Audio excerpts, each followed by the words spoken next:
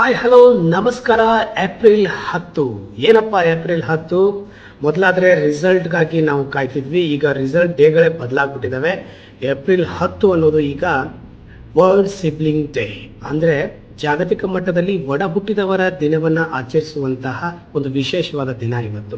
ಅಂದರೆ ನಮ್ಮ ಜೊತೆಯಾಗಿ ಹುಟ್ಟಿದಂತಹ ಅಣ್ಣ, ತಮ್ಮ, ಅಕ್ಕ, ತಂಗಿ ಯಾರೇ ಆಗಿದ್ರೂ ಕೂಡ ಅವರಿಗೆ ಶುಭಾಶಯವನ್ನು ಹೇಳುವಂಥ ಒಂದು ಸುದಿನ ಇವತ್ತು.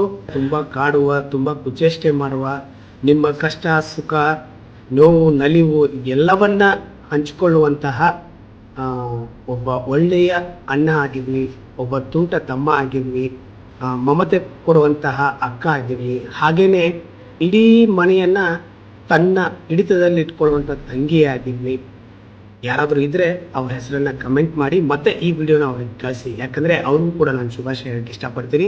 ಜಗತ್ತಿನಲ್ಲಿರುವಂತಹ ಎಲ್ಲ ಒಡ ಹುಟ್ಟಿದವ್ರಿಗೂ ಒಳ್ಳೆಯದಾಗಲಿ, ನಿಮ್ಮ ಸಂಬಂಧ ಮತ್ತಷ್ಟು ಗಟ್ಟಿಯಾಗಲಿ. ಬರೀ ಸುಖಕ್ಕಷ್ಟೇ ಅಲ್ಲ, ದುಃಖಕ್ಕೂ ಕೂಡ ನೀವು ಜೊತೆಯಾಗಿ. ಹಾಗೇನೆ ಪ್ರತಿಯೊಬ್ಬ ವ್ಯಕ್ತಿ ಒಂದು ಹಂತಕ್ಕೆ ಬೆಳಿಬೇಕು ಅಂದರೆ ಅವರ ಒಡ ಹುಟ್ಟಿದವರ ಸಪೋರ್ಟ್ ತುಂಬ ಇಂಪಾರ್ಟೆಂಟ್ ಆಗುತ್ತೆ. ಒಂದಿಷ್ಟು ಜನ ಆ ಸೌಭಾಗ್ಯವನ್ನು ಹೊಂದ್ಕೊಂಡೇ ಬಂದಿರ್ತಾರೆ.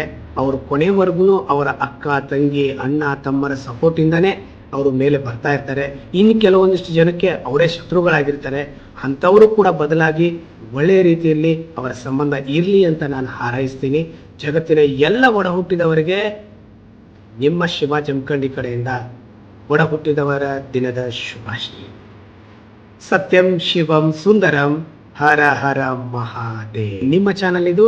ಖಂಡಿತ ಪ್ರತಿಯೊಂದು ವಿಡಿಯೋನ ನೋಡಿ ಇಷ್ಟ ಆದರೆ ಶೇರ್ ಮಾಡಿ, ಮತ್ತು ಚಾನಲ್ನ ಸಬ್ಸ್ಕ್ರೈಬ್ ಮಾಡೋದನ್ನ ಮರಿಬೇಡಿ.